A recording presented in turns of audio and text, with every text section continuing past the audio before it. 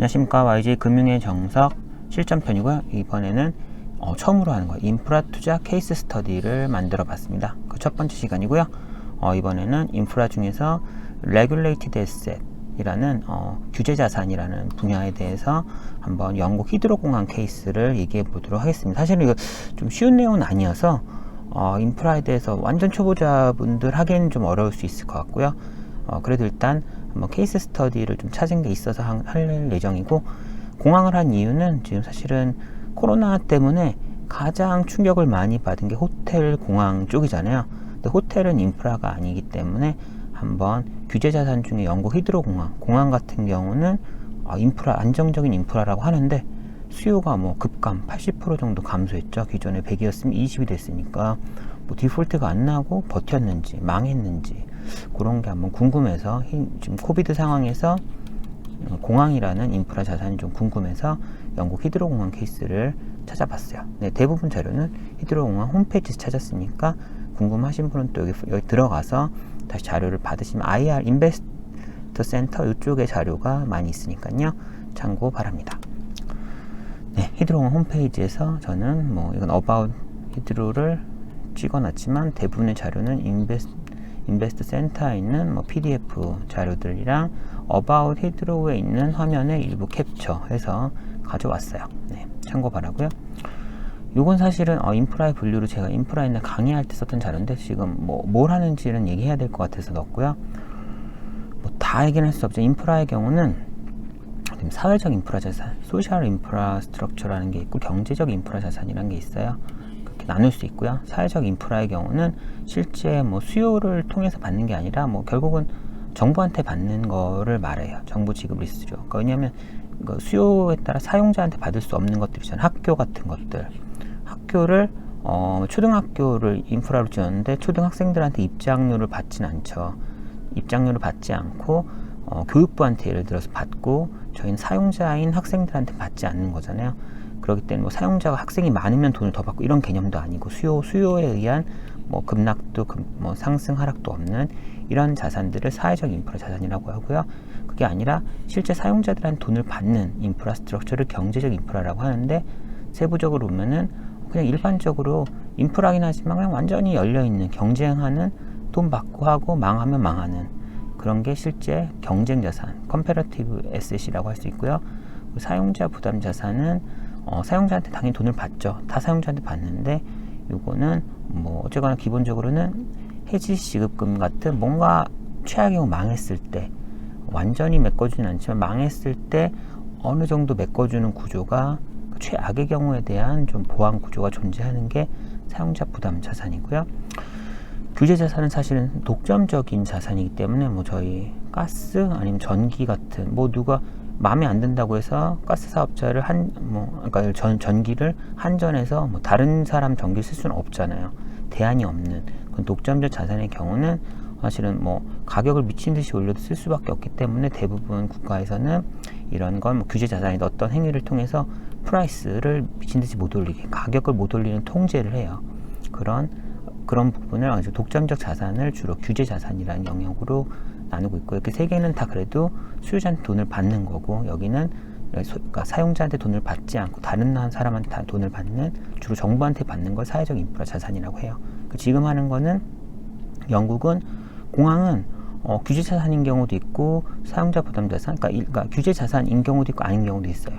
그 부분을 말씀드릴 건데, 히드로 공항은 규제 자산이에요. 그러니까 결국 독점적이냐 아니냐를 통해서 독점적인 공항은 규제 자산으로 영국의 경우는 가요. 그래서 모든 공항이 규제 자산 아니고 영국에서도 어느 정도 독점적인 마켓 파워가 있는 공항을 규제 자산으로 규제하고 관리를 하는데, 오늘 보는 히드로 공항은 규제 자산이라는 형태를 띠고 있어요. 네, 보실까요 그럼? 히드로공항, 현재 상황이나 위치를 보고, 히드로공항은 여기 영국 런던에 있죠. 런던에 있고요. 뭐 주로 유럽에 비교하는 걸 보면은 히드로공항은 어쨌거나 2019년 1Q 대비 90.6%가 하락해서 이 숫자래요. 그럼 그 원래 숫자는 뭐 훨씬 이거 한 자릿수가 더 크겠죠. 어쨌거나 어떤 숫자인데 90.6% 하락했고, 마드리드도 뭐 80.9% 하락했네요. 그때 대비. 다들 그렇죠. 뭐 이건 어딘지 모르겠어요. 유명한 데라는데 프랑크푸르트는 86.5, 샤를드골 파리죠. 프랑스 파리 80.4. 엄청 하락했죠. 당연히 코로나 이후면 막혔으니까. 그러고 이게 승객에 대한 것이고요. 그 다음에 화물은 그 정도는 아니잖아요. 보시면은 화물은 히드로공항도 뭐 22.6%, 뭐 이렇게 8, 90% 하락은 아니었죠. 코로나 터지고 나서. 여기도 18%, 여기는 안 써 있고 7.3, 7.4. 그래서 아시다시피 물류에 대한 거는 이런 뭐 사람의 이동보다는 조금 덜 충격을 받았다는 거는 여기 수치로도 알 수 있는 거죠. 네, 레귤레이션 오버뷰 부분이고, 이거는 이제 히드로공항 홈페이지 가져온 건데, 제가 여기 읽다가 다시 봐도 헷갈리고 해서 일단 적어놨어요. 결국은 이런 히드로는 various regulatory bodies, 그러니까 다양한 규제 기관으로부터 뭐 규제를 받는데요. 그래서 그게 뭐 Department of Transport, 주로 CAA가 제일 많이 나오죠. 이게 그 규제 자산으로 포함되는 영국 공항들은 CAA의 규제를 받아요. 네. 근데 또 해당이 안 되면 안 받는 거고요. 그런 내용이 있는 거고, 두 번째는 Airport are governed by CAA. 이 법이죠. Civil Aviation Act라는 법에 의해서 규제를 받는 놈이 있다. 그래서 그런 애들은 뭐 그런 애들에 대해서는 레귤레이터, 규제 기관의 역할을 한다. 뭐 그런 부분이고요. CAA가. 그리고 쭉 넘어가면 마지막에 여기 보시면 비포에 동그라미 할 필요는 없죠. 결국은 CAA가 마켓 파워 어세스먼트를 하는데, 아까 제가 말씀드린 것처럼 독점적인 그런 공항의 경우는 규제 자산에 해당된다 해서 프라이스 컨트롤을 해야 되는 거거든요. 프라이스 제한을 해야 되는 거예요. 그래서 그러려면 그 대상인지 아닌지, 마켓 파워가 있는지, 그 독점적인지 여부를 본다는 거죠. 그래 마켓 파워를 판단을 한대. 그래 결국은 그래서 뭐 whether or not, 그러니까 뭐 되는지 안 되는지 했는데, 지금 히드로 공항은 당연히 런던 제일 큰 국제공항이니까 significant market power, 마켓 파워가 아주 강하다는 거죠. 독점적 시장인 녀석이에요. 그래서 해당된 거다. 그래서 CAA에서 뭐 규제를 받고 있는 것이고, 그리고 CAA에서 이제 어쨌건 규제 대상으로 지정되면 once determination is made by CAA, 이제 결국 쭈르륵 읽다 보면 결국은 요금에 대해서 맘대로 하는 건 불법이다. 뭐 그게 결국은 뭐 맥시멈 레벨의 요금을 뭐 규제 받는다. 그러니까 어느 정도 요금을 세팅하는 거에 대해서 규제를 받는다.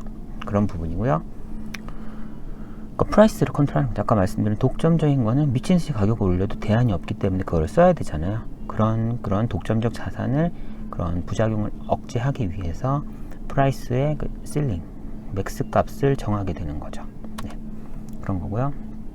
이게 나중에 사실은 regulated asset을 제가 지금 여기서 디테일하게 할 건 아닌데, regulated asset에 대한 거는 사실은 RAB라는 regulated asset base, 뭐 자산 개념, 이런 모수를 구해서 거기에 어떻게 보면 WACC, 뭐 equity와 debt의 수익률을 보상해주는 그런 구조. 일반적으로 그냥 수익률을 보장해주는 구조라고 보면 돼요. 그럼 어떤 회사의 수익률을 보장을 내면 회사에 관련된 비용은 다 뭐 패스스루처럼 다 정부에서 내주고, 그러니까 내주던가 부담할 수 있게 해주고, 그러니까 비용은 다 내주고, 그리고 나서 추가적으로 그때 대세 이자율과 에쿼티 수익률까지 더 줘야 그 회사는 어쨌거나 이런 수익률이 보장되는 거죠. 수익률이 6% 보장이라는 얘기는 코스트는 다 받고 그 다음에 추가로 6%를 더 받아내야 안정적인 6% 보장이잖아요. 뭐 이런 개념의 수익률 보장, 좀 WACC라는 단어를 쓰죠. Weighted Average Cost of Capital, 자본 비용이고요. 자본 가중평균 비용이고, 에쿼티와 뎃의 믹스된 가중평균 금리를 말하는 거예요. 저는 총 재원 조달 비용을 수익률을 맞춰준다, 그런 개념이고요. 좀 보시면 디테일한 건 있지만, 저기 Regulatory Asset Base, RAB라는 게 일반적으로 제가 생각하는 에셋의 규모, 회계적인 에셋 규모랑 좀 비슷한 개념이에요. 이제 이거는 규제 자산의 그 모수를 말하는 거고요. 디테일하게 하긴 좀 그렇죠. 제가 말씀드린 대로 결국은 저희가 수익률을, WACC 수익률을 보장받는다는 얘기는 기본적으로 아까 말한 코스트를 받아야 되죠. 일단 비용은 다 받아내고 추가로 받는 게 수익이잖아요. 비용은 다 받고 저희가 자산이 있으면서 원금이라고 칠게요. 예를 들어 원금은 아니지만 원금이 있으면은 원금에 대해서 이자를 받지만 원금 상환도 하고 원금에 대한 이자도 받아야 되잖아요. 그것처럼 그러니까 디프리시에이션, 그러니까 사실 원금 상환은 아니지만 이제 원금 상한격인 금액도 받고, 또 해당 원금을 기준으로 RAB, SS를 기준으로 SS의 원금도 일부 상환하고, 상환 안 한 기존 원금에 대해서는 또 수익률을 보상받고, 그래서 원리금 균등 분할 상환, 뭐 균등은 아니죠. 제가 원금과 이자를 받는 개념과 비슷한 것 같아요. 원금, 이자, 그리고 기본적인 코스트는 다 받아내야 그래서 뭔가 그 수익이 이 정도 생성되는 거죠. 그런 식으로 어떠한 받아야 될 돈을 산정을 해요. 그 돈 어떻게 받느냐? 결론은 그 돈은 결국은 공항이니까 공항 사용료 곱하기 사용자들 PQ로 해서 결국은 모든 걸 받아야 되는 거잖아요. 그 얘기는 결국은 그러니까 매 5년마다 추정을 하는데, 내가 다음 5년에 받아야 될 총 매출액을 뭐 이런 식으로 ABC를 산정을 하고 매출액을 받아야 되는데, 사용자 Q가 매번 Q 1년, 2년, 3년, 4년 Q가 얼마니까 역으로 그럼 프라이스를 얼마를 받아야겠구나 라는 걸 산정돼서 결국은 프라이스 캡, 맥스 프라이스 캡이 새겨지는 거예요. 그래서 해당 5년 동안 이 프라이스를 받는 거죠. 근데 당연히 프라이스 패신저 Q, 사용자의 수는 실제 가보면 다를 수도 있죠. 당연히. 그러면 그거를 또 다음 기수에 덜 받았으면 더 받을 수 있게, 더 받았으면 덜 받게 보정을 매 5년마다 해주는 구조예요. 네.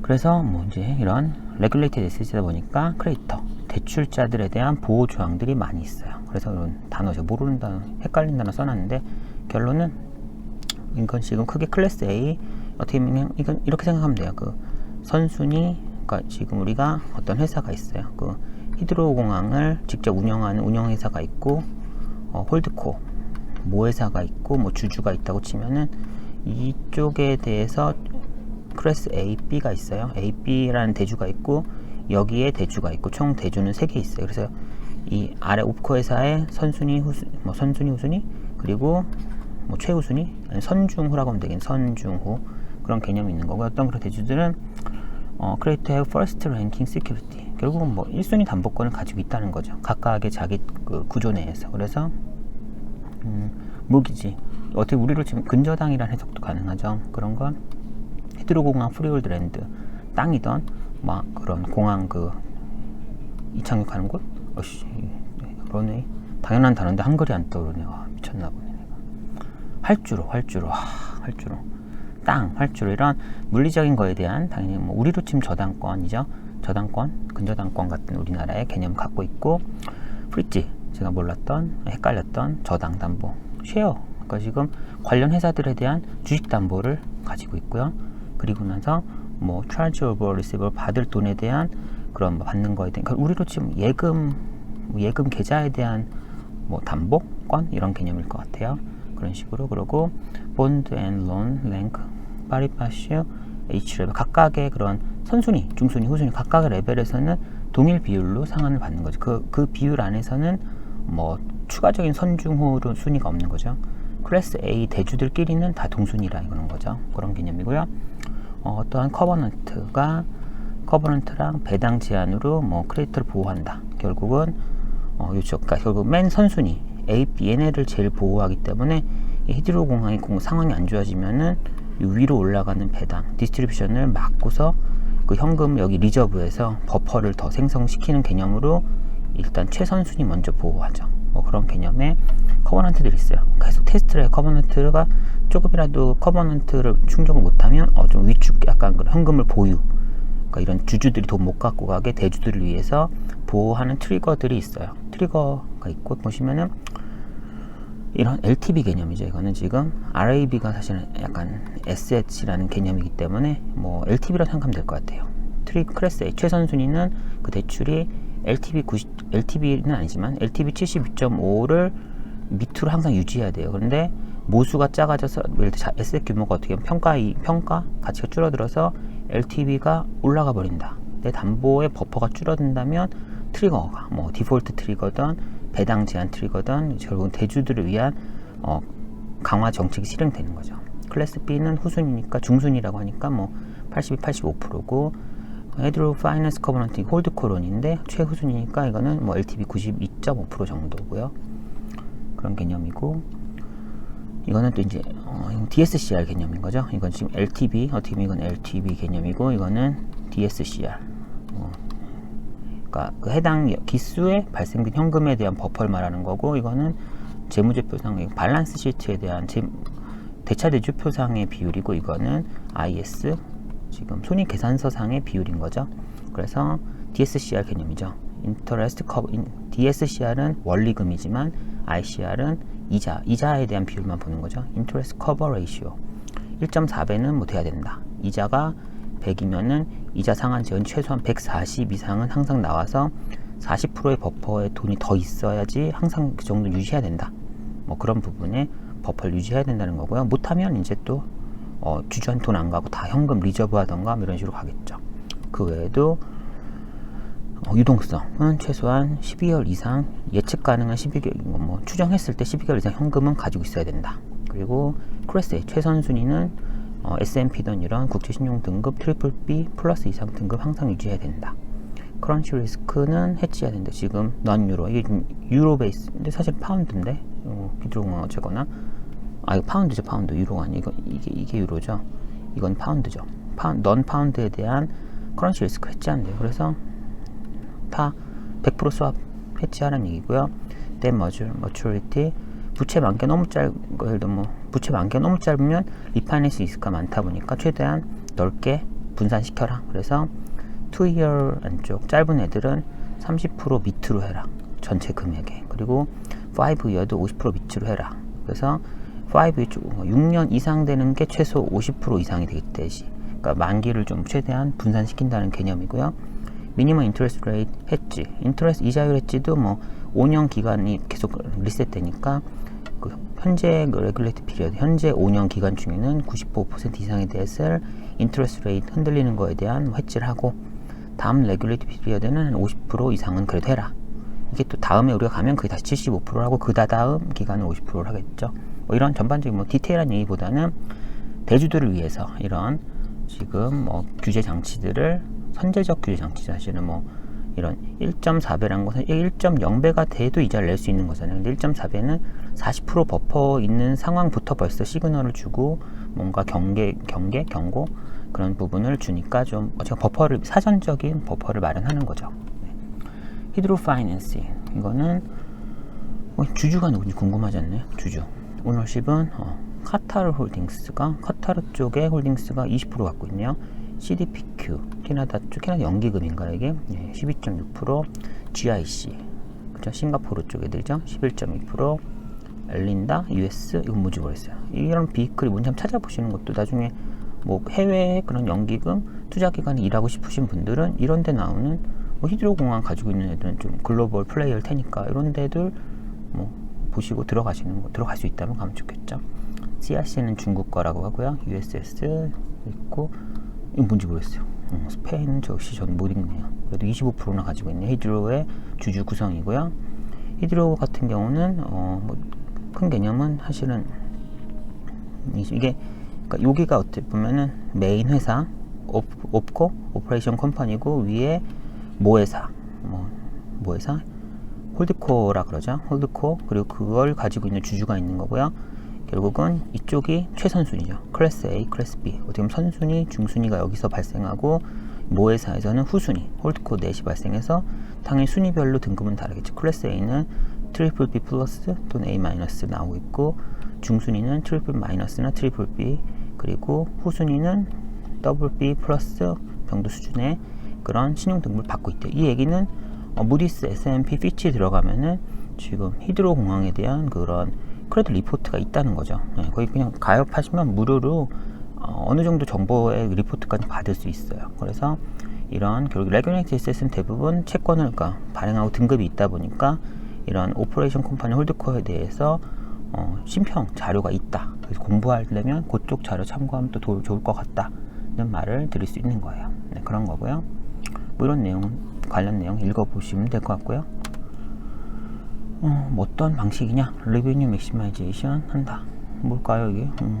보시면은 일단은 뭐 이게 회복될 거다 뭐 이런 얘기일 것 같은데요. 지금 이제 현재 이 자료는 2020년 자료다 보니까 2019년 대비 패센저 이제 코로나에 직격탄받고 현재 저희는 2021년에 있죠. 근데 이제 최악의 상황이 2020년 지표들을 다 감소한 거죠. 뭐 최악이다 하는데 어쨌거나 다시 이제 좀 단돌이 하면서 올라가고 있다는 내용일 것 같아요. 네. Incumbent airline build back. 이거 잘 모르는 단어인데 재임 중인데 이건 사람에 대한 거니까 Incumbent airline 제 생각에는 그 공항에 등록된 항공사들, 예를 들어 저희 인천공항이면 대한항공, 아시아나항공 이런 식으로 기존에 재임 중이라는 개념보다 어쨌거나 등록돼 있는 거기에 가지고 있는 등록돼 있는 공항 항공사들이 실제 이제 80% 정도는 다시 플라잉 어게인 하게 됐다. 그쵸? 왕창 줄었다가 그래도 이제 한 80% 정도는 다시 그런 항공사들이 운항을 시작했다. 물론 그 각 항공사가 100%의 항공기를 옛날처럼 운영하진 않겠지만 어쨌거나 다시 좀 백되고 있다. 다시 리바운드 하고 있다는 얘기를 하고 싶은 것 같아요. 그리고 리머러스 에어라인도 어쨌거나 리스타트 하고 있다. 오퍼레이션을 히드로 공항에서. 그래서 패스터 리커버리가 되고 있는. 어쨌거나 전반적으로 반등하고 있다. 다시 회복하고 있다는 얘기를 하고 싶은 거예요. 그리고 새로운 애들도 들어오고 있다. 이런 개념이 이제 당연히 2029년에 그쪽 정점까지 다시 올라가진 않았겠지만 100% 회복은 아니겠지만 바닥을 찍고 이제 다시 올라가는 추세다라는 얘기를 하고 싶은 거죠. 그러고요. RAB 어저스먼트. 기본적으로 RAB라는 개념이 이게 크면 클수록 이거에 예를 들어 6% WACC 개념으로 이거의 몇 프로가 저희의 수익이기 때문에 이게 어쨌거나 크게 잡히면 잡힐수록 유리하다고 말할 수 있어요. 그런 얘기를 하고 싶고 그런 거기 때문에 RAB 조정을 하고 있대요. 왜냐면 예상보다 너무 지금 상태가 안 좋으니까. 그래서 디프리시에이션 홀리데이 이 두 개 연도에는 감가상각을 디프리시에이션 안 하고 있대. 그러니까 기본적으로 RAB는 어쨌거나 추가 캐펙스 하면 올라가지만 가만히 놔두면 계속 디프리시에이션 때문에 금액이 줄어들어요. 그렇죠? 근데 그래서 이 줄어드는 금액을 나중에 이거 계산해서 봤는데 결론은 이번에 현금이 너무 부족해서 이번 기수에는 이건 아예 못 받고 있기 때문에 못 받고 있는 거기 때문에 차라리 얘도 디프리시에이션 발생 안 해서 모수가 떨어지지 않게 해서 다음 기수에 이제 요 부분을 반영해서 받을 수 있도록 좀 디테일하기는 어려운 부분일 수 있는데 어쨌거나 RAB를 디프리시에이션을 발생 안 시켜서 일단 어느 정도의 보상을 해주는 거예요. 그러니까 플러스적인 내용이에요. 이건 플러스적인. 기본적으로 모수를 떨어지지 않게 원래 모수가 떨어지는 건데 모수를 안 떨어지게 해서 그 정도 덜 떨어진 만큼의 더 추가 이익을 받을 수 있게 다음 기수에 배려해 주겠다. 그런 개념이고요. 그런 프라이스 컨트롤 지금 프라이스 컨트롤 피리어드 매번 매 5년간의 기간이 있고 이번에는 근데 이제 뭔가 2년 정도 지금 뭔가 리바이스 재조정하는 기간을 갖고 다시 5년으로 넘어갈 예정이에요. 너무 큰 충격이 와서 그런 것 같고요. 그래서 Final Adjustment RAB 결국은 RAB를 아마 지금 이번 기수에 너무 충격받아서 생각보다 매출이 너무 덜 나왔으니까 아마 다음 기수에는 RAB를 훨씬 올려줘서 보상을 받는 그런 개념을 할 거다라는 그런 얘기고요. 그 금액이 Final Adjustment 최종 조정은 2022년 말에 될 거다. 그래서 뭐하냐? Reflecting the actual loss 발생한 손실을 반영해서 이제 이 RAB가 산정될 거다라는 내용이에요. 그래서 어쨌거나 이건 매 5년마다 재산정하는 상황에서 전 기수에 발생한 큰 충격은 다음 기수에 더 받을 수 있게 보상해주고 전 기수에 대신 너무 많이 받았으면 다음 기수에 덜 받게 매 5년마다 좀 리셋해서 계속 좀 조정해준다라는 개념을 말하고 있는 거예요. 네. Revised Business Plan. 그러니까 그 조정된 이제 비즈니스 플랜을 세웠다는 얘기죠.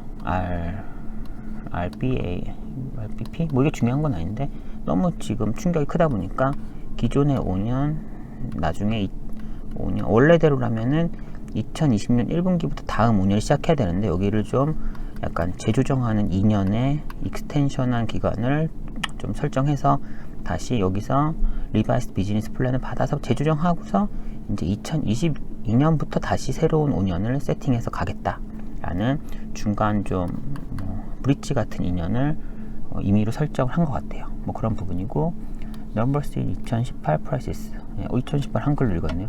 2018 어쨌거나 이런 수치들이 있어요.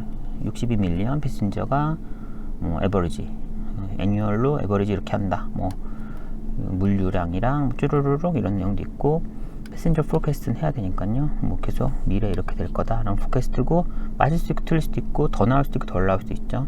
더 나왔으면 그 해엔 더 받았을 테니까 다음 5년 때 좀 덜 받는 조정이 있을 거고 덜 받았으면, 생각보다 덜 왔으면 그 5년 동안은 액추얼이 줄어들었으니까 그 추정 대비 다음 5년에는 그럼 더 높게 받게 해주고 뭐 이런 식으로 계속 앞뒤로 조정을 하는 개념이에요. 그리고 RAB는 포캐스트하고 추정하면은 지금 그쵸, 지금 추정했을 때 뭐 이때 확 내려갔나 봐요. 내려가고 나중에 다시 올라가는 개념인가요? 어쨌거나 이게 지금 커버넌트죠. 지금 클래스 A는 그 트리거가 지금 72.5인가요? 여기면 72.5%인데 클래스 A는 얘죠. 지금 아직 건드리지 않았던 거고 지금 계속 건드리지 않겠다는 얘기네. 추정했을 때는.